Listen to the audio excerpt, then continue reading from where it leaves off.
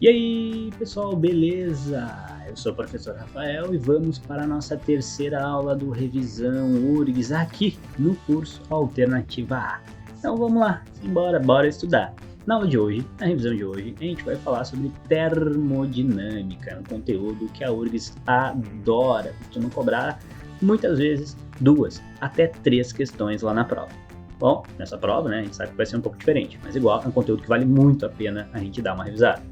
Então, olha só, termodinâmica a gente vai ter, né, basicamente ali 2 leis para a gente dar uma estudada, para a gente entender elas. Qual é a ideia da primeira lei da termodinâmica? É uma relação de conservação de energia. Então, um gás contido no recipiente, ele pode, né, ganhar ou perder energia. E no momento que isso acontece, ele vai variar a sua energia interna. Ou seja, eu tenho uma relação que é importante lembrar lá para a prova, que é essa que está aí na tela. Deixa eu só pegar aqui, ó. Variação da energia interna é igual ao calor menos o trabalho. Aqui, a gente vai calcular elas, né, com essas relaçõezinhas. Só o trabalho de um gás que a gente pode calcular separado, que a gente vê daqui a pouquinho. Então, ΔU, a variação da energia interna de um gás, depende da relação entre o calor e o trabalho, ok? Para entender um pouco melhor, vamos ver cada uma delas. Então, começando aqui com a energia interna. Isso, o U é energia interna. O delta na frente significa variação da energia interna. Então, eu preciso saber quando a variação da energia interna existe. Primeiro, eu tenho que lembrar que energia interna é a energia que está dentro do corpo, né? No caso do gás. E essa energia que está dentro do gás vai depender do quê? Da temperatura. Quanto maior a temperatura, maior a energia. Então, o que pode acontecer na questão? Essa energia pode aumentar ou diminuir. Eu tenho que saber quando isso acontece. Então, tá aqui, ó, variação da energia interna aumenta quando a temperatura aumenta. A variação da energia interna diminui quando a temperatura diminui. E a variação da energia interna é igual a zero, ou seja, não aumenta nem diminui quando a temperatura é constante. E aí, lá na questão, em vez de estar escrito temperatura constante, eles podem colocar isotérmica. Então, cuidado com essas palavrinhas. Lembrando que iso é igual, térmico, temperatura. Tá? Ah, mas por que é importante saber quando é positivo e quando é negativo? Porque se vocês tiverem que aplicar aqui nessa relação da primeira lei, nessa relação de conservação de energia, quando for positivo, não há problema, porque é positivo. O problema é quando é negativo. Quando é negativo, significa que tem que botar um menos na frente do númerozinho que eles forneceram. Por quê? Eles não vão falar negativo, eles vão falar a temperatura diminuiu. E aí vocês têm que pegar lá o valor dessa variação de energia interna e colocar o menos na frente. Isso vai valer também para o calor, quando o calor for negativo, e isso vai valer também para o trabalho, quando o trabalho for negativo. Tá? A gente já vai ver eles. E esse Q igual a W aqui embaixo? Bom, esse Q igual a W é quando eu tenho a situação de variação da energia interna igual a zero. Aí eu pego o ΔU igual a zero, coloco lá na equaçãozinha, e o trabalho que é negativo vai passar por outro lado, vai ficar positivo. Então, ΔU eu tiro daqui, eu vou ter uma relação que o calor é igual ao trabalho. Isso ajuda a resolver algumas questões? Com certeza, né? Principalmente quando envolvem gráfico da pressão pelo volume. E aí tu calcula ali, né, a área, tu tem o trabalho, tá? Ó, próxima relação, próxima energia, né? Lembrando que todos são energia, né? Não falei isso, mas é importante. Todos os 3 são energia e todos eles são medidos no Sistema Internacional em joules. Já caiu todos em calorias? Já, pode acontecer, mas normalmente é joule, tá? O que é o calor, né, que a gente viu aí na aula 2, então dá uma olhada na revisão ali da aula 2 para a gente falar, para dar uma lembrada de calor, tá? O que é calor, como é calor, porque aqui eu não vou calcular o calor com as relações da aula anterior, aqui eu vou calcular o calor relacionado, né, com essa formulinha que tem energia interna e o trabalho, tá? E aí eu tenho que saber quando o calor é positivo. Bom, o calor vai ser positivo quando ele recebe calor. Então, bota lá no sol ou bota no fogo, o corpo vai receber calor. O calor é negativo quando? Quando se perde calor, quando se perde energia. Então, botaram na geladeira, bota lá no local geladinho, vai perder calor. E o calor é igual a zero em uma transformação adiabática. Lembrando que uma transformação adiabática é uma transformação que é muito rápida, tá? Então, não dá tempo de trocar energia com o meio. E aí, quando o calor é igual a zero, bota aqui no lugar do Q, aqui na formulinha, o zero. E aí vocês vão ficar com a energia interna igual a menos o trabalho. Ok? Beleza. Tá aqui a relação. Lembrando, né, que nem eu já falei lá na energia interna, Quando o calor é negativo, tem que colocar um menos na frente do valorzinho que vai ser fornecido lá na questão, tá? E o último é o trabalho. O que é o trabalho? O trabalho de um gás. O trabalho de um gás vai depender de duas coisas, da pressão e da variação do volume. Então, atenção, variação de volume. Significa dizer que se o volume não variar, não tem trabalho, tá? Então, trabalho é igual a P delta V, tá? Eu tenho que saber quando o trabalho é positivo, negativo ou igual a zero? Sim, o trabalho é positivo quando o trabalho é realizado pelo gás, tá? Quando há uma expansão, quando aumenta o volume. Se aumentou o volume, eu tenho uma relação positiva para o meu trabalho.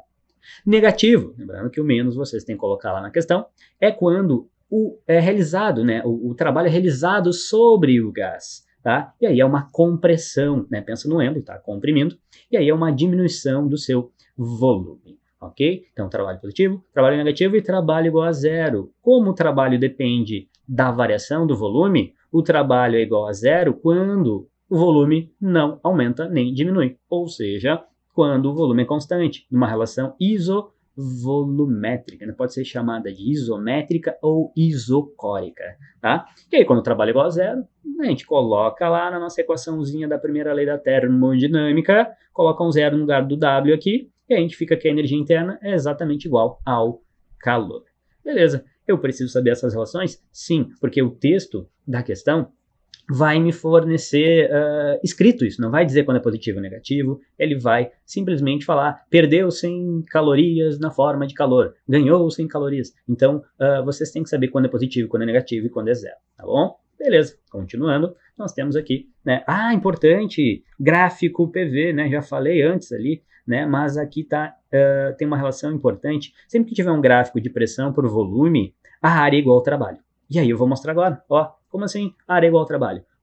Se eu tiver um gráfico PV, eu vou ter uma área. Pode ser qualquer cara esse gráfico, tá? Eu coloquei aqui um quadrado, um retângulo, mas pode ser um triângulo, pode ser um círculo, e eu tenho que ficar atento que a sua área, né, a área interna deste gráfico é exatamente igual ao trabalho.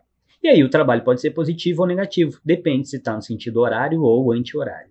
Neste meu primeiro exemplo aqui, eu tenho um gráfico no sentido horário. E aí o meu trabalho vai ser positivo. Por quê? Porque a área maior está aumentando o volume e a área menor aqui, né, se eu considerar de A até B, a área maior é essa linha de cima só até embaixo, né, até esse eixo aqui do volume.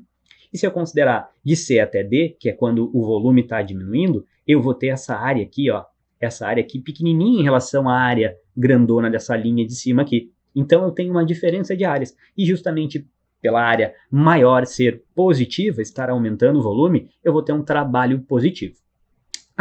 Observação, ó, de B até C e de D até A, o volume é constante. Então nessas retas aqui, que são paralelas ao eixo da pressão, não tem trabalho, tá? O trabalho é igual a zero. Só tem trabalho de A até B e de C até D. De A até B positivo, de C até D negativo. E no ciclo, né, eu chamo ciclo, transformação cíclica. Por quê? Porque eu estou saindo de A, dando toda uma voltinha e volto para A. Nessa transformação cíclica, o meu trabalho vai ser exatamente a área do gráfico, ok? Beleza? Então, sempre que tiver, tá? Eu falei um pouco separado ali, né? Se tiver de A até B, de B até C, mas se tiver o ciclo, vamos considerar o trabalho, a área toda que está ali dentro, beleza? Mas o trabalho pode ser negativo? Sim, o trabalho pode ser negativo quando estiver, né, no sentido anti-horário. Então você vai olhar para as setinhas lá do gráfico e vão estar todas invertidas. Então tá aqui, ó, eu tenho uma relação com o trabalho negativo. Por que é negativo? Se eu olhar novamente individualmente, o trabalho para ir de B até A, né, tá sendo um trabalho de B até A negativo. Por quê? Porque o volume está diminuindo. Né? Lembrando que aqui de A até D e de C até B, o trabalho é zero, e de D até C o trabalho é positivo, porém essa área de baixo aqui é menor que toda essa área zona de A até B. Então eu tenho um trabalho negativo no sentido anti-horário. Então, positivo, sentido horário. Negativo, sentido anti-horário dentro da transformação cíclica. E sempre que tiver uma transformação cíclica, ela vai fornecer algumas coisas a mais. Por exemplo, a variação da energia interna. Então, além da área do gráfico fornecer o trabalho, eu também tenho, nessa transformação cíclica, a energia interna igual a zero. Por que a energia interna é igual a zero? Porque a energia interna depende da temperatura. Como se no início, vou olhar aqui no gráfico da direita, né? Vale também para o da esquerda, qualquer gráfico cíclico. Se eu sair de A, eu tenho uma temperatura, tá? Para variar a energia interna, eu tenho que terminar o ciclo com outra temperatura. Mas se é um ciclo, eu saio de A, vou lá no D, vou para o C, vou para o B, volto para o A. Ah, eu voltei para o A, eu voltei para as mesmas condições iniciais. Então, eu vou ter a mesma temperatura do início. Isso significa dizer que a variação da energia interna é zero, porque a temperatura no início e no fim é a mesma. Ah, isso me ajuda a resolver alguma coisa? Sim. Por quê? Porque eu tenho lá que a variação da energia interna é igual ao calor menos o trabalho. Como a variação da energia interna é zero, bota o zero aqui. E aí tu tem que o calor é igual ao trabalho. Ou seja, se me perguntar o calor e me der um gráfico PV, eu calculo a área, eu já tenho o trabalho e já tenho a minha resposta. A URGS adora fazer isso. Beleza? Ó, então, continuando, segunda lei da termodinâmica. E o que diz a segunda lei da termodinâmica? Diz que uma máquina térmica jamais, em momento algum, né, terá 100% de rendimento. Nunca, né, é impossível qualquer tipo de máquina ter 100% de rendimento. Ou seja, não existe aquela história de moto perpétuo, de ter energia do nada, né? Então é impossível. Impossível, tá? E a URGS pode cobrar isso com algumas relações para vocês. Pode ser num texto de A, B e C, né? 1, 2 e 3, né? No caso, A, B, C, A, B, C, D, E vão ser as respostas, mas lá 1, 2 e 3 alternativas que vocês vão ter que dizer se elas estão certas ou erradas. E aí podem, né, botar esse texto, esse enunciado sobre a segunda lei da termodinâmica, tá? Ó, beleza, nunca vai ter rendimento. E aí eu vou mostrar aqui, né, vou mostrar para vocês como é que funciona, como é a relação de um motor à combustão. Então, o que vai acontecer? Eu preciso de uma fonte quente, ou seja, eu preciso fornecer energia para o motor, e esse motor vai receber essa energia, vai realizar trabalho, ou seja, vai funcionar, só que como não tem 100% de rendimento, um pouco dessa energia é desperdiçada. Então eu botei aqui nesse slide um caminho para vocês entenderem, tá? Apesar dessa explosão estar acontecendo dentro do motor, é ela que fornece a energia para o motor. Tá, ela está lá dentro, mas eu estou mostrando aqui, ó. Eu tenho a fonte quente, que está explodindo. É a explosão do combustível, né? Pode ser gasolina, álcool, diesel. Há uma explosão dentro do motor. Essa explosão, né, manda energia para o motor, né? Que está aqui, né, no slide anterior. Essa explosão faz com que os pistões fiquem subindo e descendo. E esse pistão subindo e descendo movimenta a roda e o carro sai andando.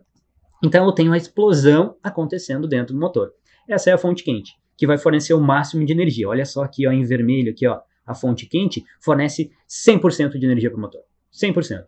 Mas o motor faz o quê? Anda, realiza trabalho. Então ele vai entrar em movimento. Olha a seta azul como diminuiu. Ou seja, o motor ele pega bem pouquinho daquilo que lhe foi fornecido. Ah, e ele faz o que com o resto? Ele tem que enviar essa energia para algum lugar, né? Não dá para deixar essa energia parada, acumulada ali. Então, essa energia que foi desperdiçada, não foi utilizada para realizar trabalho, não foi utilizada para o movimento, ela vai para onde? Lá para a tua fonte fria.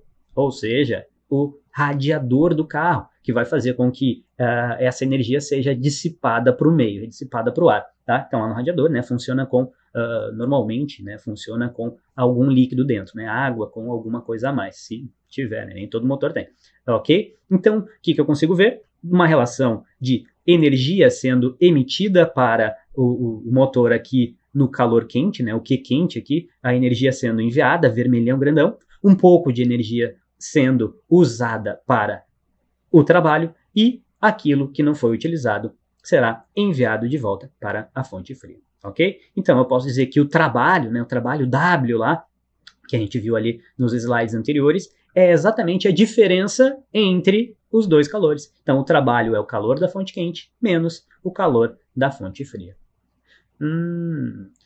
Uma pergunta que pode ser pedida, né, pode ser uma pergunta da prova, é o rendimento dos motores. E esse rendimento do motor pode ser calculado ou com os calores ou com as temperaturas, né, porque tem a temperatura da fonte quente e a temperatura da fonte fria.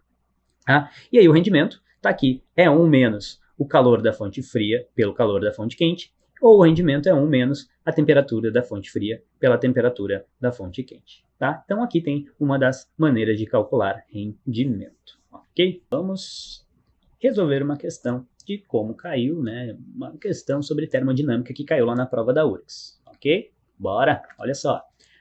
A questão diz o seguinte: assinale a alternativa que preenche corretamente as lacunas do enunciado abaixo, na ordem em que aparecem. No processo 1, o gás sofre 2 transformações sucessivas, sendo a primeira tararara, e a segunda tararara. A variação da energia interna no processo 1 é ΔU1 e a variação da energia interna no processo 2 é ΔU2. Então, para responder essa primeira parte aqui, no processo 1, o gás sofre 2 transformações sucessivas, sendo a primeira. Então, vamos olhar a transformação 1. A transformação 1, começando aqui no início, I de início, F de final. Na transformação 1, ele vai primeiro para a direita, paralelo aqui ao eixo do volume, então está aqui na horizontal, depois vai subir na vertical, paralelo ao eixo da pressão. E ele quer aqui a primeira transformação, que eu botei aqui em verde. A primeira transformação, uma transformação em que a minha pressão permanece constante. O volume aumenta de 2 até 4, mas a minha pressão é a mesma daqui até aqui. Então a pressão na primeira parte é 1, depois é 1 de novo. Então se a pressão é constante, nós temos uma transformação isobárica. E percebam que se nós cortarmos já aqui a B, a C e a E, a gente já tem a segunda parte respondida também, mas vamos olhar aqui para o gráfico. Então, e a segunda transformação aqui na subidinha, que está na vertical, ela é paralela ao eixo da pressão, a pressão está aumentando, mas o volume, no ponto 4 é o mesmo no início da subida e no final da subida. Então o volume é constante, ou seja, sim, é uma transformação isovolumétrica ou isocórica. Então, para resolver a questão, a gente vai precisar da segunda parte, que é a variação da energia interna do ponto inicial até o ponto final nas duas transformações. Para comparar elas, a gente tem que lembrar o que é a variação da energia interna, acabamos de falar. A variação da energia interna, ela depende do quê? Da variação de temperatura. Se não tiver variação de temperatura, eu tenho a mesma energia interna. Como no processo 1 e no processo 2, eles partem da mesma temperatura e finalizam na mesma temperatura, eu posso dizer que a minha variação de energia interna é a mesma. Então é igual para os dois processos. Isso nos dá, coloquei aqui a variação da energia interna é a mesma, temperaturas iniciais e finais são iguais dos dois processos. Então, não marquei aqui a questão, mas ela é como resposta letra D de acertou, certo? Então tá. Olha aqui, muito obrigado e não se esquece de curtir, comentar, compartilhar o vídeo aí, se inscreve, ativa o sininho aí do Alternativa A, certo? Então tá, feito, um abraço, tchau!